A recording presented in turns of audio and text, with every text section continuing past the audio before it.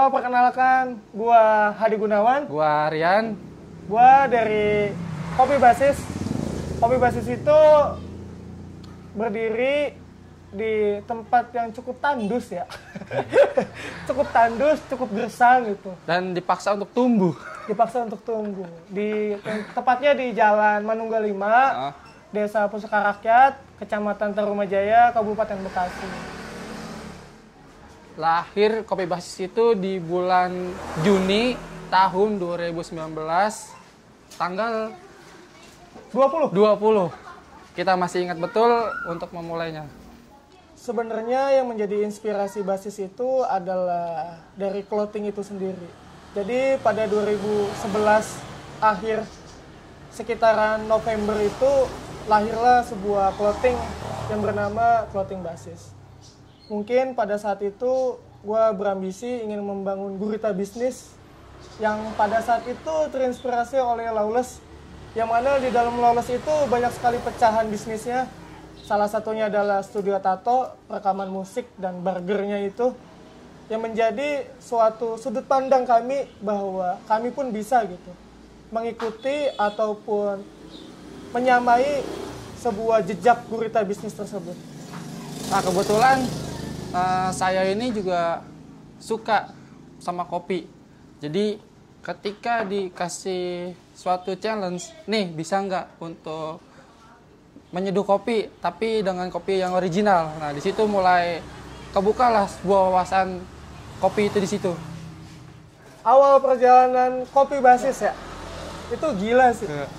Karena ya kita coba bayangkan saja, kita hidup diapit oleh dua tempat, dua kota besar, yang mana ke utaranya adalah Jakarta dan ke timurnya adalah bagian kota Bekasi.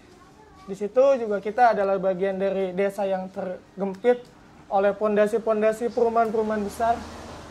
Dan challenge kita adalah gimana caranya di kampung, di desa, ngejual kopi yang harganya itu 10-15 ribu. Nah, waktu itu pas gimana awal-awalnya itu kita jualan, pernah di satu hari itu jualan meja satu, terus kita pajang-pajang, terus disangka jualan sirup, padahal itu jualan kopi.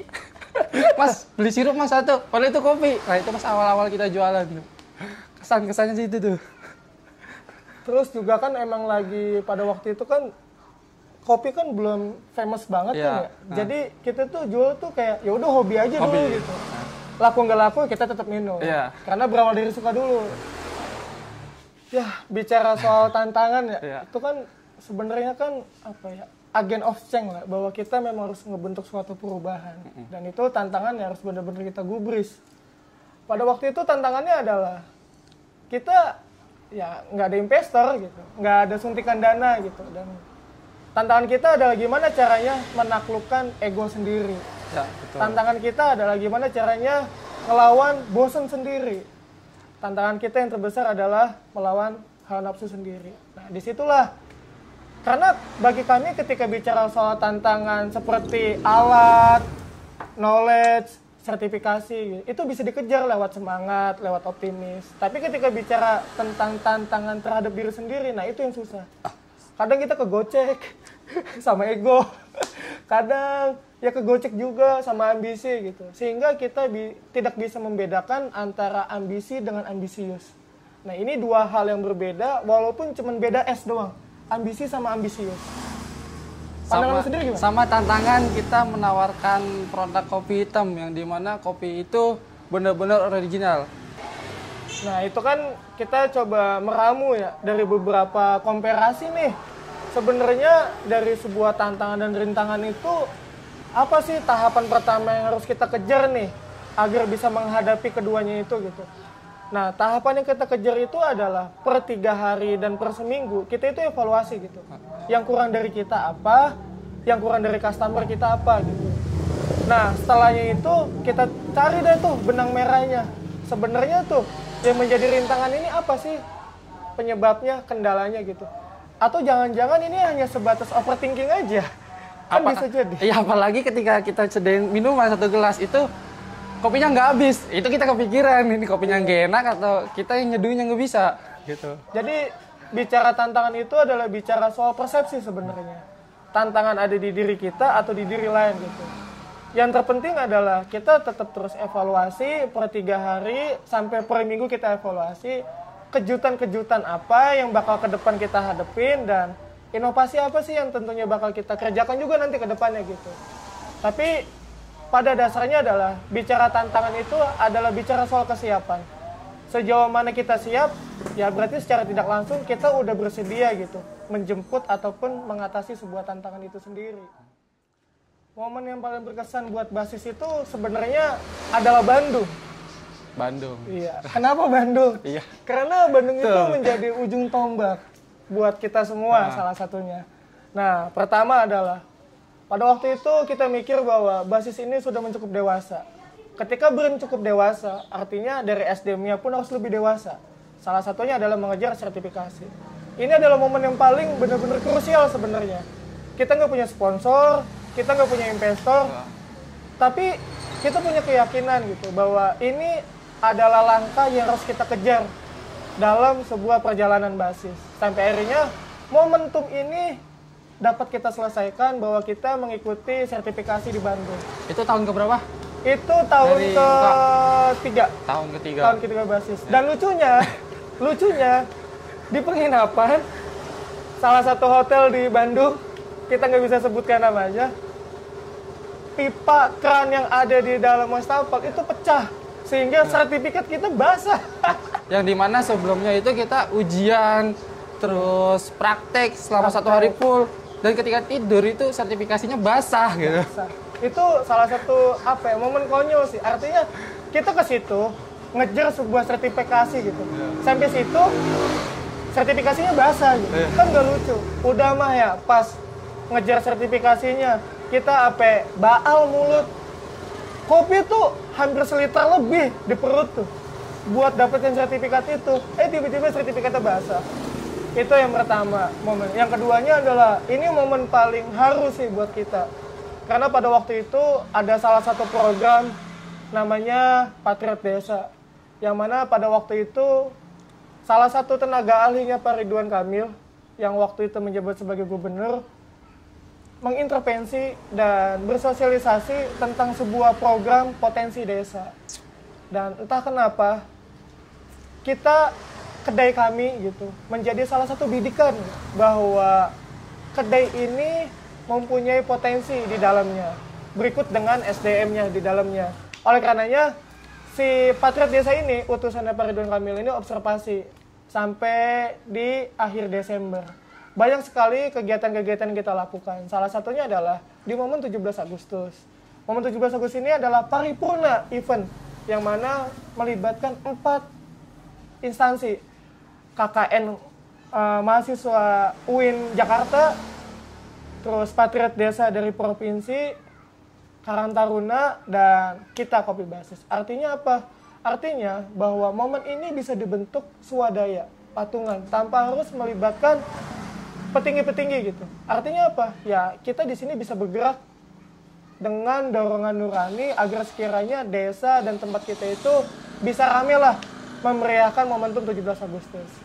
Itu berarti ada 2 ya, sertifikasi, Patriot Desa, dan satunya yang terakhir adalah tentang sebuah kausalitas. Nah, momen ini kita pernah didatengin sama salah satu dosen, yang mana dosen itu bukan sebatas dosen sekolah aja ya, tapi dosen dalam hidup juga. Kita bisa konsultasi tentang paradigma hidup, tentang perspektif hidup, pokoknya banyak sekali lah. Sampai akhirnya kita didatengin lah. Dan sebelum ia pamit, ia pernah bilang seperti ini ke kami. Segala sesuatu yang lahir pasti akan tumbuh, berkembang, dan besar ke depannya. Yang jadi pertanyaannya adalah, sejauh mana kamu menyadari, kamu mensyukuri dari apa yang kamu jalani sekarang. Momen itulah yang mungkin ya, sebuah afirmasi mengantarkan kami sampai sekarang ini. Kalau lu gimana? Itu terngiang-ngiang sih ya, kata-kata kayak gitu. Yang dimana malam itu benar-benar hangat. Apalagi ketika menitipkan suatu pesan seperti itu. Nah, terus salah satu yang membuat kesan di basis itu adalah customer itu sendiri. Ketika dia udah nyaman, bahkan sampai 1 hari full itu kita nggak tutup karena menemenin dia ngobrol aja gitu, karena itu udah bagian dari suatu kesan gitu yang dimana benar-benar terkesan banget. Itu Bang Akbar ya, Akbar dari Blok M itu 1 hari full, dan 1 hari full juga sama dari Cirebon Bang Ibnu yang ibarat orang belakang lah, yang ngajarin kita awal-awal tentang kopi di tahun 2019. Itu momen berkesan perjalanan basis. Terus terakhirnya yang paling berkesan adalah di saat semua PPKM dan lockdown, kita buka. Dan itu ngadain event. Dan itu ngadain event. Terus di breakdown audiensnya 2 hari aja ngeposting nggak ya, biar nggak ada apa-apa. Iya, biar nggak diculik dan yang lain-lainnya gitu. Takutnya pas pulang diculik. Iya. Itu salah satu bentuk keresahan kita paling tinggi ya, paling final gitu, bahwa kita itu pengen buat kegiatan gitu.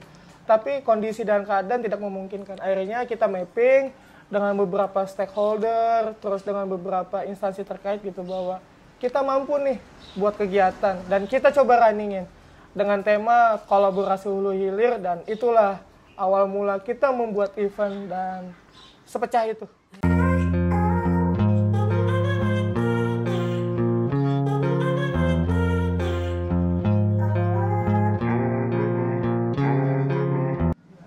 Adalah suatu hal yang lebih indah dan menyenangkan ketika memang kita melihat masa-masa perjalanan basis. Banyak sekali sebenarnya hal-hal yang kita tempuh gitu, yang kita jalanin. Bukan berarti itu suatu capaian sih sebenarnya, tapi itu sebuah proses sih. Sebuah ikhtiar, sebuah itikat kami tentunya terjun di industri kopi ini.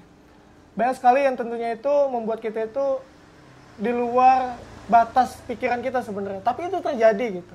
Dan kami menganggap itu sebuah proses. Salah satunya adalah tiba-tiba kita dimasuk dalam bagian UMKM gitu, yang mana itu adalah ranah instansi dan kita dikasih kepercayaan buat ngikutin beberapa kegiatan.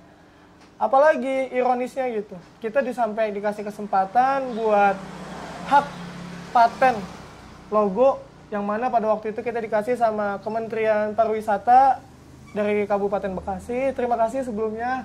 Terus dari UMKM Juara kita buka tenan di beberapa mall di Bekasi, tentunya di kabupaten, dan itu membuat kami makin pede sih. Kita buka di depannya itu banyak sekali brand-brand besar gitu, tapi kita nggak gentar sih, karena ya segmennya beda gitu. Karena seiring berjalannya waktu, basis semakin dewasa, hingga akhirnya kita mulai menentukan bahwa kemana arah perkembangan kedai kopi ini, dan kami memutuskan untuk memilih jalan socialpreneur.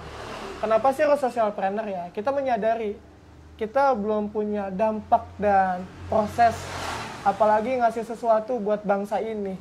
Tapi setidaknya kita memberikan impact kepada sekitar. Itu adalah hal yang tentunya kita coba jalani secara konsisten. Salah satunya adalah perjalanan kami nih, Jumat Berbagi. Nah, bukan bermaksud tanpa lain, kita ingin memberikan suatu kegiatan yang bernilai positif. Siapa sangka di Jumat Berbagi ini kita dilirik sama Bursa Efek, kita dikasih salah satu Milo pada waktu itu. Sampai bingung ya ngabisinnya. Sampai bingung ngabisinnya. Itu banyak banget gitu buat bagi-bagi. Ya, nggak ada yang tahu perjalanan seseorang. Tapi yang bisa kita pastikan adalah sejauh mana kita bisa menikmati perjalanan itu. Belum selesai bicara soal UMKM, soal haki, dan yang lain-lainnya. Kita akan bicara soal tentang sejauh mana trust, kepercayaan customer terhadap kami, terhadap tamu yang datang. Banyak sekali fenomena yang kita temuin. Ada lagi tamu yang datang tiba-tiba baca buku, terus cocok dengan hal-hal yang tentunya itu kayak literasi, seperti apa. Kita coba sambungin. Karena apa ya?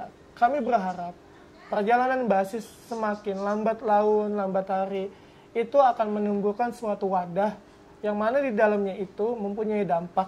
Dan dampak ini bisa memberikan nilai positif terhadap sekitar, terhadap, ya pokoknya tetangga sekitar lah. Yang syukur-syukur bisa berdampak lebih luas cakupannya.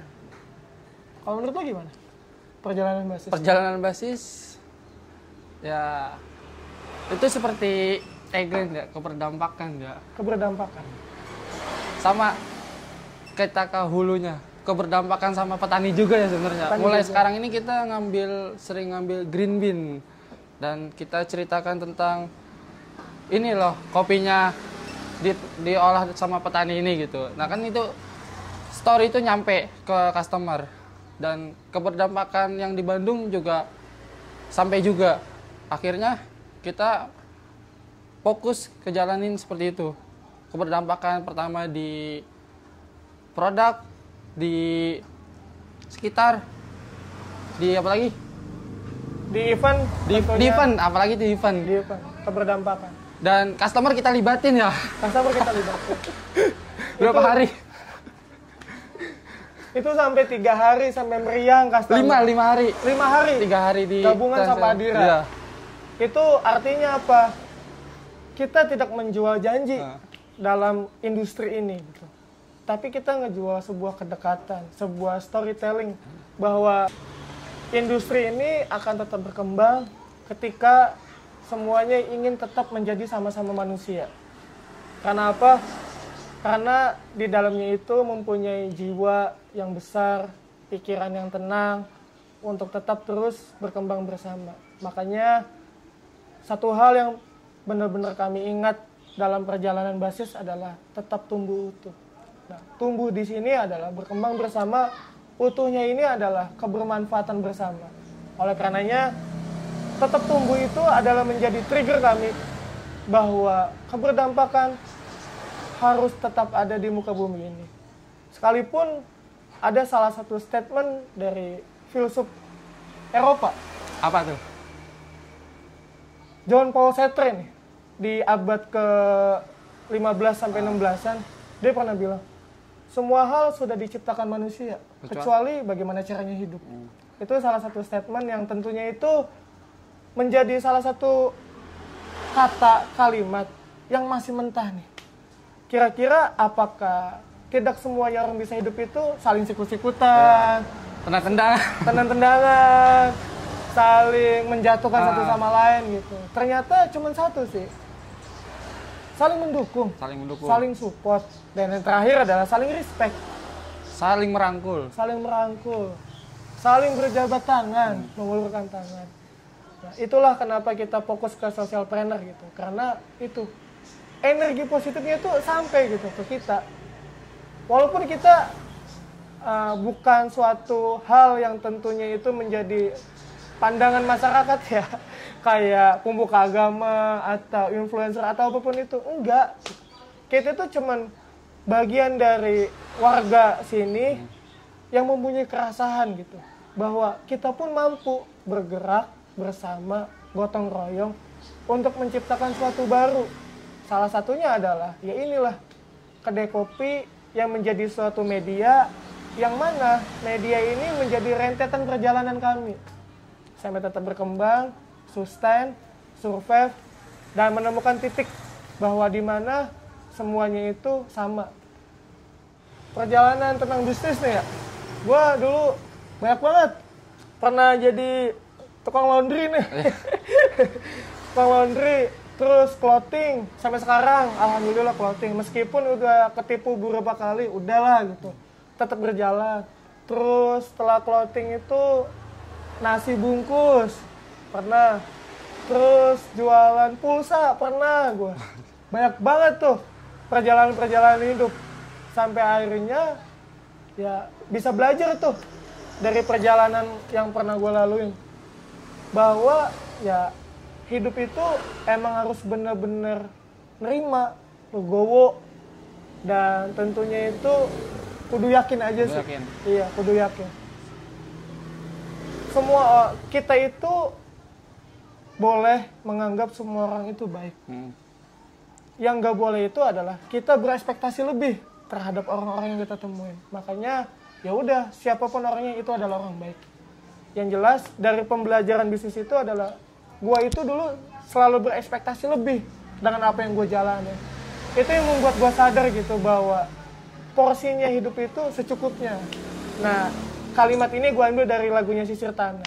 Sisir Tanah adalah salah satu lagu yang menemani titik balik di mana basis itu lagi down-downnya. Sampai waktu itu gue pernah bilang gini, ini gimana, basis down banget kan. Dikasih wejangan lah istilahnya gitu. Terus kita lebih banyak belajar sabar Udah pasti. dalam perjalanan ini. Terus kita lebih banyak mengorbankan, nggak mengorbankan sih sebenarnya sih. Ya itu udah menjadi suatu paket gitu. Udah sepaket. Kalau misalkan mau terjun di dunia ini, ya udah kita harus tahu konsekuensinya gitu. Tenaga, pikiran, waktu juga banyak sekali lah. Tapi satu hal yang membuat kita sampai bertahan gitu di industri ini adalah sejauh mana kita bisa mengendalikan diri sendiri sih. Karena kita bertemu dengan banyak orang, sejauh mana kita memposisikan diri kita juga kepada orang-orang, karena ya kita bisa tahu penikmat kopi itu dari A sampai Z. Dari latar belakang yang berbeda, dari kesibukan yang berbeda, dari keluarga yang berbeda. Tugas kami adalah hanya untuk mengimbangi sejauh mana batas ataupun intervensi kami mengimbangi dari tamu-tamu yang datang. Jadi ya itu, lebih banyak-banyak sabar mendengarkan sih sebenarnya. Dan sama konsisten sih sebetulnya. Konsisten. Ya. Dari dulu sampai sekarang tuh konsisten, dari jam buka, produk, pelayanan. Cuma 3 itu doang kita pegang sampai sekarang. Sebenarnya kuncinya itu cuma ada 3 poin. Apa? Pertama adalah attitude, keduanya adalah knowledge, ketiganya adalah skill. Ini menjadi pedoman kami nih dalam sebuah strategi kami. Kenapa? Kalau melihat dari attitude, itu cakupannya ke hospitality, pelayanan, interaksi, keramah tamahan, masuk semua. Kenapa itu barisan pertama? Ya, sudah bisa dipastikan gitu. Kita nggak punya uang banyak buat beli mesin. Jadi itu strateginya itu adalah pendekatan. Karena kita pengen, kita tuh dekat sama customer itu secara personal. Gitu. Jadi dari situlah, karena campaign atau marketing yang paling masyhur, mujarab gitu, di abad 21 ini sampai sekarang itu kedekatan ke customer. Kalau customer udah nyaman, udah apa, itu MLM, mulut lewat mulut. Gue beli sempo di sini nih. Oh iya, bisa Mbak. Tanpa harus kita sampai berdarah-darah bikin konten segala macam gitu. Itu lewat dari pendekatan itulah gitu, yang menjadi apa ya, striker kami. Bahwa itu salah satu yang menjadi penguat kami dalam marketing gitu. Maka yang pertama kan kita udah breakdown tuh dari attitude. Attitude itu kan menyangkut hospitality, pelayanan kan. Nah sekarang kita nyambungnya ke knowledge. Iya. Kenapa sih knowledge itu menjadi urutan kedua? Ya karena gimana kita mau upselling gitu, kalau kita aja nggak tahu produk kita kan. Betul. Itu strategi kita tuh. Nah keduanya apa? Mengejar. Banyak sekarang begini ya, ada beberapa orang atau ada beberapa tamu gitu yang datang, itu ngeluarin keluh kesah. Karena, wah ini ya bagus, tempatnya bagus, tapi dari segi rasa kurang gitu. Itulah bentuk-bentuk aduan gitu, yang mana bukan berarti kita mengomentari brand itu enggak, tapi kembali kepada diri kita. Gimana sekiranya tamu itu tidak mengalami hal yang sama di tempat sebelumnya dia datang. Oleh karenanya kita perdalami soal knowledge. Nah, knowledge ini juga mencakup kayak kolaborasi, lobbynya seperti apa sih? Kita strateginya secara gerilya kah, manuver kah, macam-macam tuh. Nah, hingga akhirnya kita coba breakdown lagi dari knowledge itu. Atau juga kita masukin ke ranah sertifikasi. Sejauh ini kan banyak gitu, industri ini kan lagi pesat-pesatnya, lagi hype-hype-nya nih. Kalau misalkan kita tidak punya legalitas, punya apa gitu, ya untuk apa kita ngomong nganggur gitu? Lu bacot doang, lu gaya doang gitu. Kagak ada legalitas lu gitu, karena ya di dunia ini nggak ada yang nggak mungkin gitu, bahwa hidup pun juga butuh privilege gitu. Apalagi dalam industri kopi ya. Dan industri kopi ini sekarang sudah ada sertifikasinya, BNSP-nya lagi. Artinya apa? Bahwa profesi barista itu perlu diakui gitu. Yang ketiga? Yang ketiga skill. Iya. Skill bisa dilihat dari YouTube, biasa lah gitu. Atau mulai dari pendekarin, itu kan skill juga. Skill barista. Skill emang, skill ya. Jadi pendekarin itu skill, bre. Skill. Sejauh mana lu pede kan buat pendekarin tuh barista. Dan lu sejauh mana bisa counter attack tuh omongan pendekar. Berarti itu masuk dalam bagian skill apa ya? Tameng lah. Tameng. Iya. Nah, terus kalau menurut pandang lu gimana strateginya? Strateginya itu di sini apa ya? Ke produk sih. Jadi kita pernah datang ke suatu daerah Jogja ya. Itu strateginya benar-benar ke produk. Jadi akhirnya kita menerapkan hal yang seperti itu. Produknya itu kita taikin lah istilahnya kualitas. Jadi produk itu yang berbicara ke customer, bukan kita yang berbicara. Nah itu bisa lebih ampuh seperti itu. Kualitas lah yang ditaikin. Nah selebihnya yang tadi 3 itu. Gua itu punya harapan. Walaupun tadi kan kita nggak boleh berekspektasi lebih sama manusia ya. Tapi kita punya harapan dalam mimpi nih. Ya, kita tuh punya harapan, punya mimpi bahwa basis itu bakal menjadi foundation. Sebuah salah satu sekolahan gitu atau pendidikan yang mana itu kita bukan secara gratis. Entah pendidikan kopi, belajar gitu. Tempat di mana bahwa itu tuh sekolah kehidupan lah gitu. Isinya nanti ada kopi, ada buku, ada mata-mata kuliah pendidikan formal dan non formal gitu. Kita pengen buat seperti itu sih. Dan proyek kedepannya Pengennya sih tempatnya dulu ya. tempatnya. Yang kita rapihin gitu. Iya. Kedepannya kita pengen banget gitu renov lah tempatnya. Biar menjadi settle gitu. Betul. Terus terdekatnya proyeknya itu bakal ada nanti tulisan sebelum kami ulang tahun. Ya, itu Ya. belum kita sepil. Belum kita sepil. Yang jelas bakal ada tulisan, judulnya itu kilas balik lah. Kilas Nanti balik. temanya itu ada kita bakal publish kalau memang prolog dan isinya udah jadi. Nanti tinggal kita setting dikit-dikit lagi aja sih tentang isi tulisan itu. Itu tentang kilas balik basis tuh di era abad 21. Terus proyek kedepannya kita bakal aktifin literasi karena kita tahu, kita sadar bahwa bangsa ini dan negara ini kurang banget budaya bacanya, literasinya. Oleh karenanya kita coba gerakin nih. Rangkul nih. Iya, dari Adain warga-warga acara sekitar. seenggaknya rutinan ya. Rutinan, bedah buku. Bedah buku. Padahal kita sudah menyiapkan perpustakaan mini. Perpustakaan mini gitu. Walaupun ada yang minjem nggak dibalikin, itu Ada. aduh parah sih. Kalau misalkan saran ya buat kami nih ya yang masih cupu atau pemula nih ya kita kembali ke diri kita diri sendiri sih. Maksudnya gimana? Ya kayak misalkan mau buka usaha ini, kita siap gak dengan konsekuensinya? Artinya apa? Kita harus serewel mungkin untuk memulai usaha. Karena bagaimanapun juga, memulai itu gampang. Yang susah itu yang mempertahankannya. Itu paling susah.